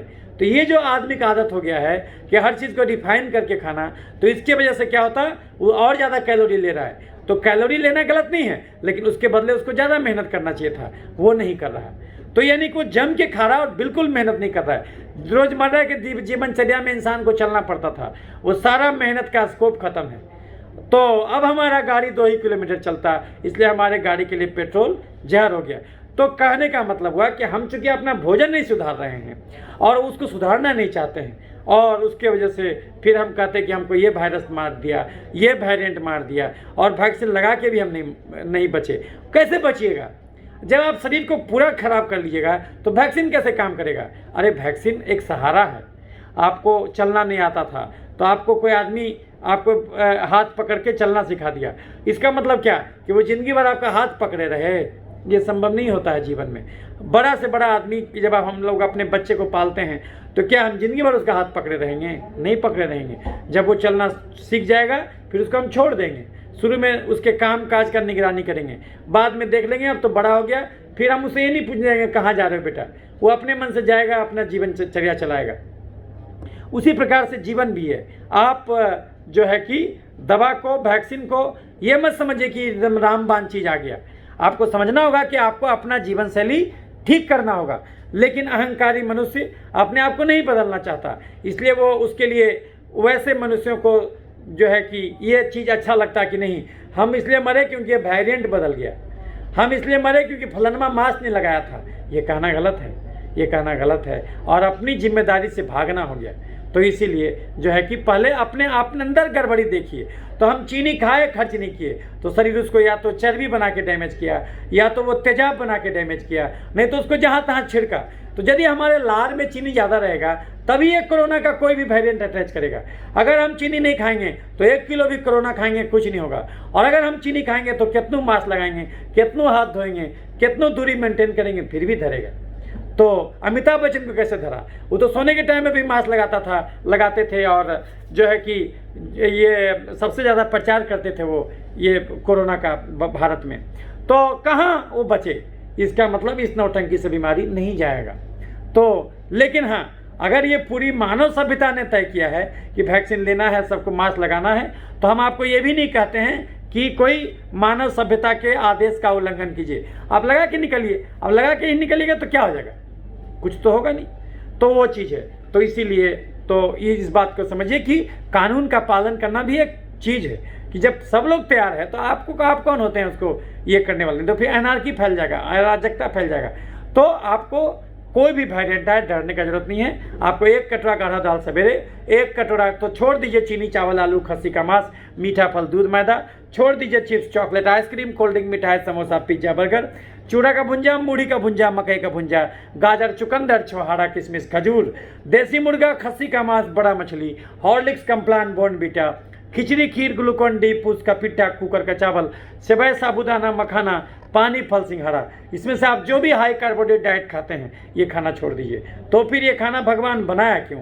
ये खाना भगवान उस आदमी के लिए बनाया था जो 8 घंटा कुदाल चलाता हो खेत में, जो 8 घंटा पीठ पर बोझा धोता हो, या फिर जो 8-8 घंटा पैदल चलता हो। तो ये जो एक दिन में 10 रोटी खाने का चस्का लगाए हैं कि 3 सुबह, 3 दोपहर और 4 रात, ये आदत बंद कीजिए। जो आप आलू का सब्जी कदा कदा खा लेते हैं, जो मीठा फल खा लेते हैं, ये दूध खा लेते हैं, ये चीनी गुड़ शहद खाते हैं, चाय में चीनी डाल के पीते हैं, तो ये आदत बंद कीजिए। दाल 3 कप, तो फिर खाइएगा क्या? दाल रोटी खाओ, प्रभु के गुण गाओ। मेहनत कम करते, अगर बुद्धिजीवी का जीवन जीते, श्रमजीवी का नहीं, तो दाल रोटी खा के रहिए। लेकिन दाल रोटी बोला गया, रोटी दाल नहीं, यानी 70% भोजन दाल और 30% भोजन ही रोटी से आएगा। तो 1 कटोरा गाढ़ा दाल सवेरे, 1 कटोरा गाढ़ा दाल दोपहर और 1 कटोरा गाढ़ा दाल रात में पीजिए। 4-5 दाल मिला दीजिए, मूंग, मसूर, अरहर, उड़द, चना, और उसमें पालक का साग, टमाटर डाल दीजिए, कुकर या तसला में खौला दीजिए, घोटनी से घोट दीजिए, छौंक दीजिए। एक स्वाद के लिए हिसाब से 1 कटोरा गाढ़ा मिक्स दाल सवेरे, 1 कटोरा गाढ़ा मिक्स दाल दोपहर और 1 कटोरा गाढ़ा मिक्स दाल रात में पीजिए। पेट में पहले दाल घुसाइए। अगर दाल से पेट भर जाए रोटी सब्जी मत खाइए। दाल के बाद जगह बचे तब रोटी सब्जी घुसाइए। दाल की कीमत पर रोटी नहीं खाना। रोटी प्लेन आटे का मत खाइए। 2 मुट्ठी आटा, 2 मुट्ठी चना का सत्तू मिला के तब आटा सान के रोटी बना के खाइए। घड़ी देख के 2 घंटा रोज टहलिए। पहले दाल पीजिए, 1 कटोरा गाढ़ा दाल सुबह, दोपहर, रात। उसके बाद 1 प्लेट खीरा टमाटर खाइए सलाद में। लेकिन सलाद में जमीन के नीचे उगने वाला गाजर, चुकंदर, मुरई, सलजम, प्याज सलाद के रूप में नहीं खाना। सलाद के रूप में 2 ही चीज़ खाना, खीरा टमाटर। तो दाल पीना, उसमें खीरा टमाटर खाना, आधा ज़्यादा पेट तो उसी से भर जाएगा। आप 24 घंटे में केवल 3 रोटी खाइएगा, 1 सुबह, 1 दोपहर, 1 रात। पेट नहीं भरे तो दाल अनलिमिटेड, हरा सब्जी अनलिमिटेड। घड़ी देख के 2 घंटा रोज टहलना। अगर ऐसा नहीं कीजिएगा, और 1 छिपली दही रोज खाना, बिना चीनी, बिना गुड़, बिना शहद डाले, तो जो है कि तो फिर खाइएगा क्या? दाल, रोटी, हरी सब्जी, सलाद, पनीर, राजमा, सोयाबीन, अंडा, कड़ी, मछली, चिकन, दही, घी और साग। चाय पीजिए बिना चीनी के, चावल खाइए बिना मार के, कुकर का नहीं तसला का, सप्ताह में 3 दिन सब्जी खाइए बिना आलू के, जमीन के नीचे का कोई भी चीज़ नहीं खाना। नॉन वेज खाइए बिना खस्सी के मांस के। मीठा कुछ भी मत खाइए, चाहे वो सेव, केला, नारंगी क्यों ना हो। 3 कप चाय के अलावे दूध नहीं पीना, लेकिन दूध को दही बना खाना। 1 घंटा दिन में टहलना, 1 घंटा शाम में चलना। अगर फल खाना हो तो उस दिन फलाहार पर रहिए, उस दिन घर में खाना मत बनाइए। और क्या कीजिए? 1 गिलास शुद्ध चने का गाढ़ा सत्तू सवेरे पी लीजिए, 1 गिलास शुद्ध चने का गाढ़ा सत्तू दोपहर में पी लीजिए, 1 गिलास शुद्ध चने का गाढ़ा सत्तू रात में पी लीजिए। पेट में पहले चना का सत्तू घुसाइए। और उसके साथ 1 प्लेट खीरा टमाटर सुबह दोपहर रात खा लीजिए। और उसके बाद 1 आम सवेरे, 1 आम दोपहर, 1 आम रात, यानी 24 घंटे में 3 आम खाए आप, 3 कटोरा गाढ़ा चना का सत्तू पिए आप, और 3 प्लेट खीरा टमाटर खाए आप। ये 24 घंटे का भोजन हो गया। उस दिन कोई चूल्हा नहीं जलाना पड़ा। ये सब अंकुरित चना मूंग खा लीजिए 1 से 2 प्लेट, और घड़ी देख के 2 घंटा रोज टहलिए। तो इस ढंग से आप फल भी खा सकते हैं। लेकिन आप सोचिएगा कि हम रोटी भी खा लें और आम भी खा लें तो ज़्यादा हो जाएगा, क्योंकि उतना कैलोरी आप खर्च नहीं कर पाइएगा। तो बंद कर दीजिए चीनी, चावल, आलू, खस्सी का मांस, मीठा फल, दूध, मैदा। बंद कर दीजिए chips, chocolate, ice cream, cold drink, मिठाई, समोसा, पिज्जा, बर्गर, चूड़ा का भुंजा, मूढ़ी का भुंजा, मकई का भुंजा, गाजर, चुकंदर, छोहाड़ा, किशमिश, खजूर, देसी मुर्गा, खस्सी का मांस, बड़ा मछली, हॉर्लिक्स, कम्प्लान, बोर्नवीटा, खिचड़ी, खीर, ग्लूकोन डी, फूस का पिट्ठा, कुकर का चावल, सेवई, साबूदाना, मखाना, पानी, फल, सिंघाड़ा। इसमें से आप जो भी चीज़ खाते हैं वो खाना छोड़ दीजिए। ये सब खाने लायक इंसान अब नहीं बचा, तो ये सब खाना आप छोड़ दीजिए और दाल जम के पीजिए, हरा सब्जी जम के खाइए। अगर ऐसा नहीं कीजिएगा तो ये खाली कोरोना का डेल्टा प्लस ही टंग नहीं करेगा। नहीं चेतिएगा तो आगे चल के बीपी होगा, चीनी होगा, थायराइड होगा, खून में तेल बढ़ेगा, खून में यूरिक एसिड बढ़ेगा, गठिया यानी जोड़ों में दर्द, घबराहट, बेचैनी, अनिद्रा, मिर्गी, पागलपन, मुंह में छाला, फैटी लीवर, कब्ज, गैस, बवासीर, पथरी, पेशाब का इन्फेक्शन, टॉन्सिलाइटिस, साइनोसाइटिस और दम्मा। महिलाओं में मानसिक का गड़बड़ी, धात का समस्या, छाती का गिल्टी, बच्चा निठारना। पुरुषों में प्रोस्टेट का गड़बड़ी, नपुंसकता, dengue, malaria, typhoid, chicken pox, hepatitis B, HIV, tuberculosis, leprosy, corona virus, और अंत में जाके हार्ट अटैक, लकवा और कैंसर भी धरे। लीवर और किडनी भी फेल हो जाए तो भी आश्चर्यचकित नहीं होना चाहिए कि कहाँ ऐसा हो गया। तो अंत में सारांश सुन लीजिए जो कि हम आपको बताए, इस धरती पर कोई भी बीमारी 6 कारण से होता। नंबर 1, ज़्यादा कार्बोहाइड्रेट, ज़्यादा फैट का भोजन करना। नंबर 2, कम प्रोटीन, कम फाइबर खाना। नंबर 3, 2 घंटा भी रोज नहीं टहलना। नंबर 4, कम से कम आधा घंटा भी चमड़े को धूप नहीं दिखाना। और नंबर 5, कम से कम 6 घंटा भी गहरी नींद नहीं लेना। और नंबर 6, वर्तमान में जीवन नहीं जी के भविष्य या भूतकाल में जीवन जीना। यही 6 कारण है दुनिया में कोई भी बीमारी होने को। तो आप इसको ध्यान दीजिए। दूसरी बात, हमेशा होलिस्टिकली सोचिए। ये कभी मत सोचिए कि आपको डेल्टा प्लस अकेले तंग करेगा। आप जब एक्स्ट्रा चीनी खाइएगा तो लार में भी वो चीनी आएगा, तब डेल्टा वायरस पकड़ेगा, क्योंकि कंगाल के घर में चोरी नहीं होता। तो चीनी गिराइएगा तभी चीटी लगेगा। तो आप जब ज़्यादा चीनी खाए हैं तो चीनी खाली लार में ही नहीं आया है, वो चीनी चर्बी बन के भी कहीं ना कहीं जमा हुआ है, वो तेजाब बना के भी डैमेज किया है। तो कहने का तात्पर्य हुआ कि आपको खाली डेल्टा प्लस ही नहीं पकड़ा होगा, आपको पूरा जांच कराना चाहिए। मान लिया आपको कोरोना पॉजिटिव आया तो पूरा जांच कराइए। पूरा जांच में क्या कराइएगा? CBC, LFT, KFT, TSH, NTTPO, CRP, ASO, ANA, RBS, HbA1c, insulin level, fasting PP, या फिर होमा IR, और जो है कि ये कार्सिनोम इम्ब्रोनिक एंटीजन, अल्फा फ्यूटोप्रोटीन, और उसके अलावा जो है कि ये आपका D dimer studies, D dimer, उसके बाद जो है कि आपका ये टॉर्च टेस्ट, वायरल मार्कर, और उसके अलावा urine routine microscopy, spot urine, protein creatinine, vitamin D level, vitamin B12 level. जब ये पूरा जांच कराइएगा तो दंग रह जाइएगा। तब आपका माथा ठनकेगा कि अरे हमको तो लग रहा था कि खाली कोरोना पॉजिटिव है, ये तो दुनिया भर का बीमारी हमको हो गया है। तब आपको समझ में आएगा कि बीमारी अकेले नहीं आता। दुनिया, इस धरती पर कोई भी बीमारी अकेले नहीं आता। बीमारी अपने साथ कई रोगों को लेके आता, क्योंकि जब आप एक्स्ट्रा भोजन खाइएगा तो शरीर में वो चर्बी भी बन के डैमेज करेगा, तेजाब भी बन के डैमेज करेगा, और जहाँ तहाँ छिड़क के भी डैमेज करेगा। इसीलिए तो अपनी गलत आदतों से लड़िए। ये कोरोना से लड़के कोरोना को नहीं हरा सकते। इस धरती पर गरीब से गरीब आदमी से भी लड़िएगा, उसको आप नहीं हरा पाइएगा। आप अपने अगल बगल में आप खुद एक्सपेरिमेंट करके देख लीजिए। सबसे गरीब आदमी को जाके कह दिए कि तुमको हम हरा देंगे, वो बोलेगा तुम नहीं हरा सकते। बोले बिल्कुल तुमको बोटी बोटी काट देंगे, बोला नहीं काट सकते। वो शरीर को डैमेज कर सकते हैं, आत्मा को बिल्कुल छू नहीं सकते आप उसको काटते गए काटते गए काटते गए, वो मरते तक बोलते रह गया कि हम हमारी आत्मा को टच नहीं किए। तो कहाँ आप मार पाए? अगर किसी को मार के कोई ख़त्म कर सकता था किसी को, तो अगर ऐसा रहता तो जिस ईसा मसीह को तो मार दिया, सूली पर लटका दिया, अभी भी उसको जानने वाला लोग है, लेकिन अभी भी उसकी याद में ईस्टर मनाया जाता है, जब फिर से जागे थे वो, और गुड फ्राइडे मनाया जाता है। तो अभी भी कहाँ मरे हैं वो लोग? हालेलुया गाता है उनके जन्मदिन पर, तो कहाँ मरे हैं? और सबसे ज़्यादा आदमी उसी को याद करता है इस धरती पर। कहाँ मरे हैं वो? हुसैन साहब को मार दिया, अभी भी लोग छाती पीटता है उनके नाम पर मुहर्रम के दिन। कहाँ मरे वो? इसी ढंग से किसी को नहीं मार सकते आप, और जो आदमी मारा था उसका नाम कुत्ता भी नहीं जानता।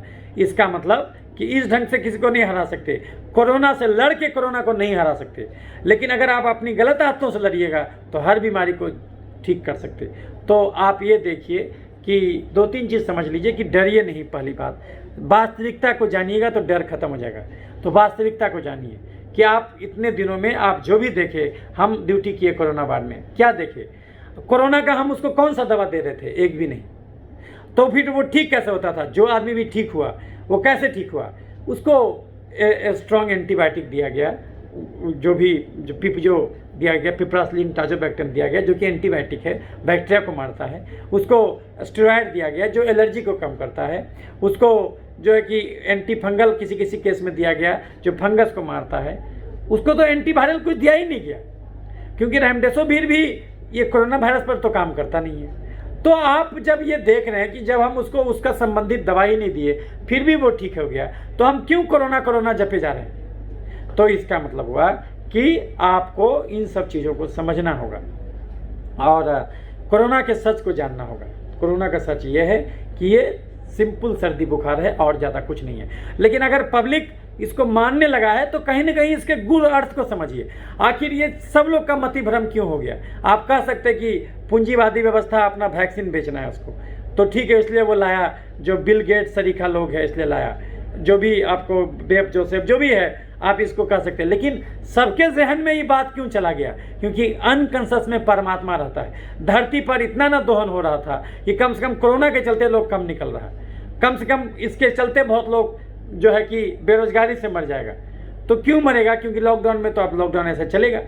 तो हम जो धरती का दोहन कर रहे थे कुछ तो कमेगा, कुछ तो कमेगा, क्योंकि 400 साल का तक का ही कोयला धरती पर बचा हुआ था, केवल 120 साल का ही पेट्रोल बचा हुआ था। तो लोग अब आवाजाही कम कर दिया, अब जूम मीटिंग से मीटिंग होने लगा। नहीं तो पहले मीटिंग करने के लिए MBA लोग क्या करते थे, जो बड़े बड़े कंपनी के मालिक होते थे वो जाते थे बिजनेस मीटिंग में, तो एयर कंडीशन रूम में रुकते थे, फ्लाइट से जाते थे और जो जा कर के वो 5 स्टार होटल में रुकते थे।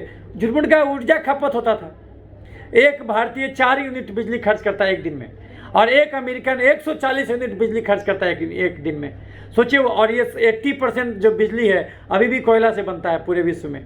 तो आप खुद सोच के देखिए, जब तो कोयला तो लिमिटेड है, तो कहीं ना कहीं अब वृक्ष धड़ल्ले से कट रहा है, तो वृक्ष इस अनुपात में कट रहा है कि प्रति मिनट करीब करीब जो है 4 फुटबॉल के मैदान के बराबर जंगल कट जा रहा है धरती पर। अभी सोचिए, इतने देर से हम बोल रहे हैं, सोचिए इतने देर में कितना फुटबॉल के मैदान के बराबर जंगल कट गया होगा। तो इस ढंग से जो जंगल हम लोग काटते जा रहे हैं तो फिर क्या होगा? वही एक ऊर्जा दूसरे ऊर्जा में कन्वर्ट हो जा रहा है। आदमी जो है कि ये बोल रहा है कि हम विकास कर रहे हैं, तो ये कौन सा विकास है? इस ढंग से विकास कीजिएगा तो ये सस्टेनेबल नहीं रह जाएगा। अभी आप देखिएगा कि मानव जाति ने सस्टेनेबल डेवलपमेंट गोल बनाया है, SDG कहते हैं उसको। ये यूनाइटेड नेशन ने बनाया था, 2015 के बाद रिवाइज किया उसको, और अभी जो है 2030 तक जो गोल बनाया है वो SDG 2 चल रहा है अभी। तो उसमें आप देख सकते हैं कि वो सब चीज़ का गोल बना हुआ है। तो आपको उतना ट्रिलियंस वृक्ष लगा देना, लेकिन वृक्ष लगा देने से आप इकोसिस्टम रिस्टोर कैसे कीजिएगा? इतना ज़्यादा वृक्ष का कटाई हो रहा है, उसके चलते भी नया नया वायरस पनपेगा। क्योंकि वायरस अल्टीमेटली है क्या? हम जो आप किसी आदमी को आप जलाए तो उसका CO2 निकला, वो CO2 निकला, आप कोई भी चीज़ वातावरण में CO2 बढ़ा, वही कार्बन, हाइड्रोजन, ऑक्सीजन, नाइट्रोजन तो वातावरण में है, फास्फोरस है, वो सब मिलजुल करके बना दिया एक वो वायरस। वायरस में है क्या? उसका जब मोलिकुलर लेवल निकालेगा तो क्या होगा उसमें? Carbon, hydrogen, oxygen, nitrogen, phosphorus, यही तो है। इसी से मिला हुआ है वायरस, मिल करके किसी खास स्ट्रक्चर में जुड़ के बन गया। तो ऐसी तो जीवन चक्र चल रहा है। तो इस बात को समझना होगा कि अभी देखिए ग्लोबल वार्मिंग कितना ज़्यादा हो रहा है। तो कहीं ना कहीं मानव जाति कम से कम इसके चलते एक तो उसका पॉपुलेशन कमेगा, जो जीर्ण शीर्ण शरीर होगा वो खत्म हो जाएगा धरती से, तो कुछ तो ऊर्जा का उपभोग घटेगा। दूसरा क्या होगा कि जो है कि इसमें लोग कम निकल रहा है, एक जगह बैठ कर, कम से कम डर के तो एक जगह घर में बैठे हुए, तो ये भी कम है। जो आप बोलते हैं GDP बढ़ गया, ये GDP कहाँ से बनता है? ये धरती को नोच करके ना आप GDP बनाते हैं, ये कहाँ से GDP आता? तो ये जो धरती का दोहन कर रहे हैं, अभी जिस रफ्तार से मनुष्यता धरती का दोहन कर रहा है, सोचिए अगर हर आदमी अभी क्या बोल रहा है, विकास किसको हम लोग कहते हैं कि हम लोग अमेरिकन के जैसा बन जाए। अगर सोचिए हर जो विकासशील देश है, अगर जो अंडर डेवलप्ड कंट्री है, उसका नागरिक सोचे कि और उसका नागरिक का टारगेट क्या होगा कि वो अमेरिकन जैसा बन जाए। अभी सब आदमी ये सोचता है कि हम अमेरिकन जैसा बन जाए, है ना। तो आप सोचिए अगर सब आदमी इस धरती पर अमेरिकन जैसा हो जाए, 140 यूनिट बिजली अकेले खर्च करने लगे प्रति व्यक्ति, तो सोचिए उतना कहाँ से कोयला आएगा, तो 2 महीना भी नहीं चलेगा, है ना। और अभी तक वो टेक्नोलॉजी आपके पास नहीं आया है कि सोलर एनर्जी और पवन ऊर्जा जो है एटॉमिक एनर्जी आप उस रफ्तार से बना दें। हाँ, लेकिन कुछ दिनों के बाद वो आ जाएगा टेक्निक। अभी भी बहुत कुछ हो रहा है, उस पर काम हो रहा है। अभी हाइड्रोजन रूपी ईंधन से एगो जो शिप घूम रहा है पूरे वर्ल्ड में, वो समझिए कि हाइड्रोजन से चल रहा है वो, और पूरे विश्व का चक्कर काट रहा है वो। तो अभी डेवलपमेंट हो रहा है, नो डाउट। मनुष्य जो है अभी इंजन भेज दिया तो वो चला गया आपका मंगल ग्रह पर, चला करोड़ों किलोमीटर दूर, लाखों किलोमीटर दूर जो आपका ये पहुंच गया, आपका चांद पर आदमी पहुंच गया। अंतरिक्ष में स्टेशन बनाया जा रहा है जहां पर कि टेम्परेचर एक साइड में -120 डिग्री है, एक साइड में +120 डिग्री है, सोचिए। और वहां पर भी लोग निकल करके स्पेस का रिपेयर कर ले रहा है। जो स्पेस स्टेशन बना है, इंटरनेशनल स्पेस स्टेशन, उसका अभी करीब करीब हो गया है आपका 1998 में 20 साल पूरा हो गया था, तो 2008 में, अब देखिए कितना साल हो गया, और 2018 में 20 साल पूरा हो गया था। तो 2018 से लेकर के अभी 4 साल, यानी 24 साल हो गया अंतरिक्ष स्टेशन से। और ऐसा भी आदमी है जो 400 दिन जो है वो धरती से दूर अंतरिक्ष स्टेशन में बिता लिया। तो कहीं न कहीं सबके अवचेतन में एक ही परमात्मा है, तो सबके अवचेतन में ये बात चला गया। सिंपल सर्दी बुखार से लोग इस कदर डर गया। तो ऐसा इसलिए हुआ क्योंकि प्रकृति कहीं न कहीं अब चाहता है कि भाई अब आदमी कमे और वृक्ष फिर से वृक्षारोपण हो। देखिए कि बिहार जैसे राज्य में जल जीवन हरियाली आ गया, तो आप लोग वृक्ष रोपना शुरू कर दिए। तो ये चीज़ है। और अभी जो आप देख रहे हैं, अभी जो चल रहा है, वो समय चल रहा है, वो चातुर्मास अभी शुरू हो गया हम लोग के यहाँ, आषाढ़ शुरू हो गया, 4 महीना बारिश होगा। तो ये गर्भावस्था, ये प्रकृति का गर्भावस्था कहा जाता है। इस दौरान शांति से रहना चाहिए और ध्यान मनन करने का समय। बुद्ध भी अपना चातुर्मास एक जगह पर ही बिताते थे, वैसे तो चलते रहते थे इधर उधर, लेकिन चातुर्मास जब आता था, ये जो 4 महीना आता था, उस दौरान जो वर्षा ऋतु आता था, तो उस दौरान प्रकृति का गर्भावस्था है। इस दौरान सारा चीज़ तैयार होता है, प्रकृति अपना नया सृजन करता है। तो उस दौरान जो है आपको जो है कि ध्यान मनन करना चाहिए और सात्विक बनिए। कहा जाता है श्रावण के महीने में कम से कम खाइए, 1 साल में 1 महीना कम से कम भोजन कीजिए। इस्लाम में कहा गया रमज़ान का महीना कि 11 महीने खाओ तो 1 महीना इतना कम खाओ, इतना कम खाओ, इतना कम खाओ कि डकार भी ना निकले। लेकिन हम लोग नॉर्मल दिनों से भी ज़्यादा खाने लगते हैं रमज़ान में। तो ऐसा रमज़ान, ऐसा श्रावण मनाने से कोई फायदा नहीं। तो इस बात को समझिए, गुरु अर्थों को समझिए। भारत ऐसे ही विश्व गुरु नहीं था, 3 लाइन में मेडिकल साइंस लिख दिया, लेकिन ये तीनों लाइन किसी आयुर्वेद का नहीं है, ये जन श्रुति है। यानी भारत के जन जन में ये तीनों लाइन है। और हम इतना MBBS किए, MD किए, अमेरिका से भी ट्रेनिंग लिए, क्या सीखे? यही सीखे कि 3 ही लाइन है मेडिकल साइंस। पहला लाइन, मेहनत का फल मीठा होता, यानी बिना मेहनत के कोई भी चीनी गड्ढे में गिरा देगा। दूसरा लाइन, दाल रोटी खाओ प्रभु के गुण गाओ। और तीसरा लाइन, किसी का दाल रोटी कोई नहीं छीन सकता, यानी दाल रोटी किसी बीमारी में बंद नहीं होता, लेकिन दाल रोटी बोला गया, रोटी दाल नहीं। यानी 70% भोजन दाल और 30% भोजन ही रोटी से आएगा। तो इसको फॉलो कीजिएगा तो हर बीमारी से बचिएगा। तो हम आपको जो बोले कि यदि आपको कोरोना हुआ है तो आप इस बात को समझिए, आप पूरा जांच कराइए। जब पूरा जांच कराइएगा तो आपका ये भ्रम जाता रहेगा कि हमको केवल कोरोना का निमोनिया नहीं है भाई, हमको बीपी, चीनी, थायराइड, गठिया, दमा, मिर्गी पथरी, ये सब में से भी कुछ हो गया है। और ये सब का कारण है गलत भोजन। यानी बीमारियां भले अनंत हो, स्वास्थ्य तो एक ही है। तो अगर हम स्वास्थ्य रूपी केंद्र बिंदु का रोशनी आपको दिखा दें तो स्वास्थ्य से भटक के आप किसी भी बीमारी की दिशा में गए होंगे, पुनः स्वास्थ्य तक लौटाना आसान हो जाएगा। जिन राहों पर चल के स्वास्थ्य से बीमारी तक पहुंचे, उसका उल्टा काम कीजिए। अभी तक आप जम के 10 रोटी खाते थे, 4 गो आलू खाते थे, 5 गो मीठा फल खाते थे, हाई कार्बोहाइड्रेट डाइट लेते थे और रिफाइंड चीज़ खाते थे जिसमें कैलोरी ज़्यादा होता। अब ये सब सारा चीज़ छोड़ दीजिए, दाल जम के पीने लगिए, हरा सब्जी जम के खाने लगिए, तो सारा चर्बी गलेगा, सारा तेजाब गलेगा। और जो है कि उसके बाद जहाँ तहाँ चीनी छिड़का गया होगा वो सोख लिया जाएगा, तो फिर बीमारी खत्म हो जाएगा। यदि आपके लार में जो एक्स्ट्रा चीनी है वो सोख लिया जाए तो फिर वो कोरोना कितना आएगा, कुछ नहीं कराएगा। उसका आप ऐसे समझ सकते, एक जलता हुआ माचिस का तीली को 3 जगह फेंकिए। एक जगह फेंकिए सूखे पत्ते के ढेर पर, एक जगह फेंकिए सूखे पत्ते के ढेर पर, पेट्रोल छिड़क दीजिए, वहाँ फेंकिए, और एक जगह फेंकिए गीले पत्ते के ढेर पर। तो जब आप जलते हुए माचिस के तीली को गीले पत्ते के ढेर पर फेंकिएगा तो देखिएगा कि वो अपने आप मुरझा गया, किसी को डैमेज नहीं कर पाया, किसी पत्ते को नहीं जला पाया। लेकिन अगर जलते हुए माचिस की तीली को सूखे पत्ते के ढेर पर फेंकिएगा तो देखिएगा 4-5 को जल गया उसमें से, लेकिन पूरे को नहीं जला पाया, पूरे ढेर को नहीं जला पाया। लेकिन वही जलते हुए माचिस के तीली को अगर आप सूखे पत्ते पर पेट्रोल छिड़का हुआ है वहाँ पर फेंक दीजिए, देखिएगा तुरंत आग पकड़ लेता। तो आप समझिए कि एक ही जलता हुआ माचिस का तीली 3 अलग अलग जगह पर अलग अलग इफेक्ट पैदा किया। उसी प्रकार से एक कोरोना वायरस है। ये कोरोना वायरस हमारे शरीर में आया, कुछ नहीं किया, क्योंकि हमारा शरीर गीले पत्ते के ढेर के समान था। और अगर किसी के शरीर में गया तो हल्का फुल्का दिक्कत किया, किसी के शरीर में गया तो उसको इतना भयंकर दिक्कत किया कि वो मर भी गया। तो उसका शरीर सूखे पत्ते के ढेर पर तेजाब पेट्रोल छिड़के हुए था। तो इस बात को समझिए। तो इसलिए होलिस्टिकली सोचिएगा तो आपको समझ में आएगा।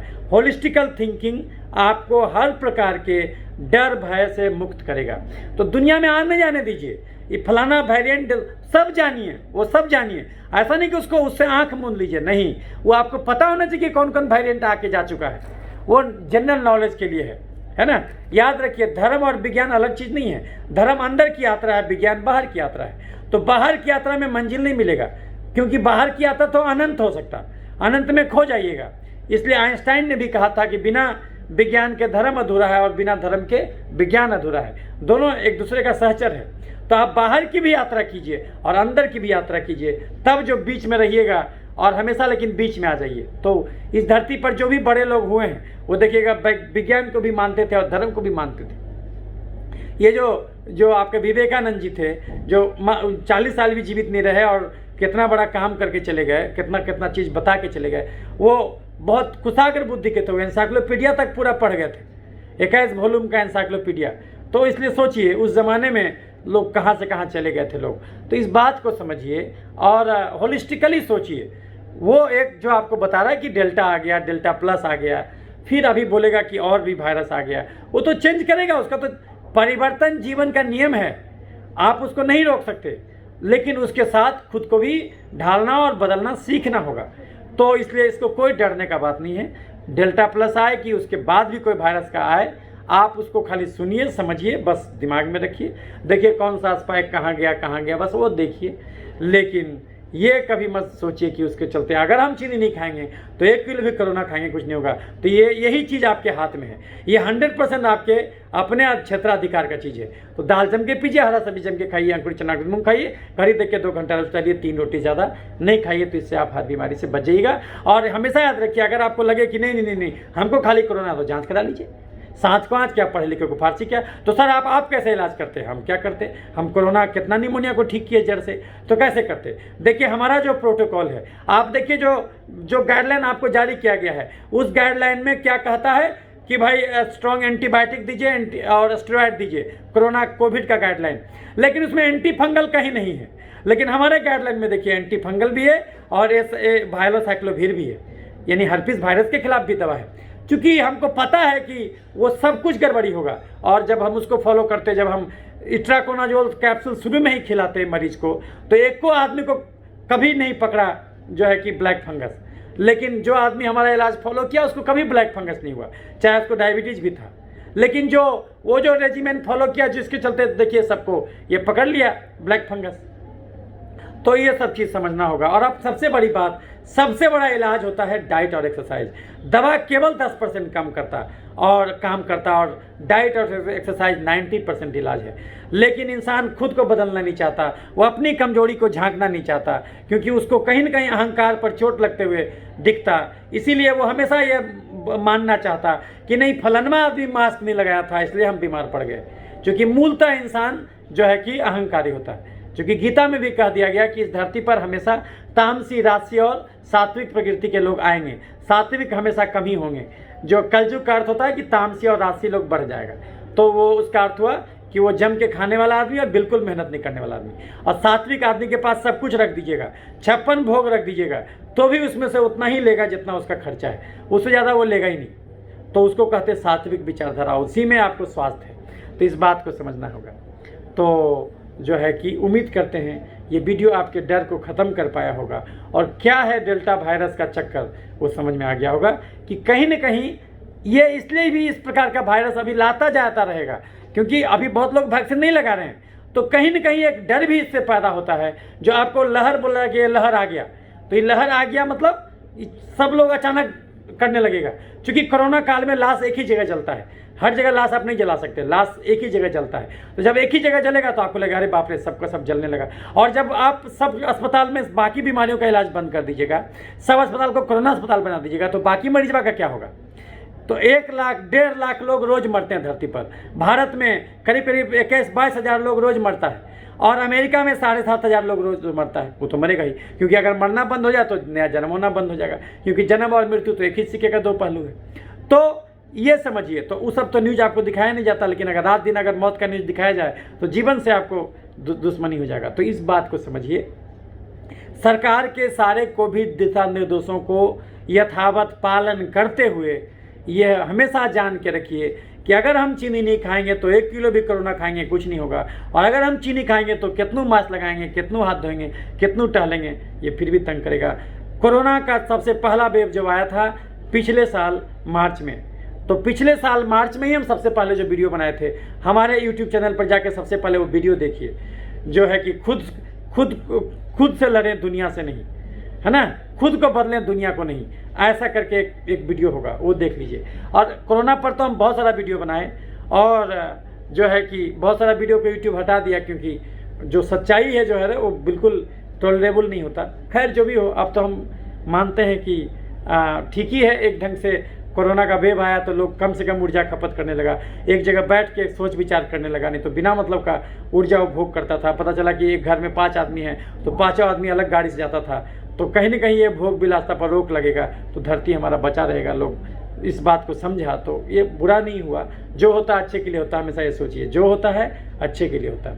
तो उम्मीद करते हैं ये आपके डर भय को ख़त्म हुआ होगा और हम केवल चमड़ा का बीमारी नहीं, बीपी, चीनी, गठिया, दमा, मिर्गी, पथरी, हर बीमारी को ठीक करते हैं। अगर हमसे आपको इलाज कराना हो तो आप हमारा फ़ोन नंबर नोट कर लीजिए 9386999300, और दूसरा नंबर है 8969953194।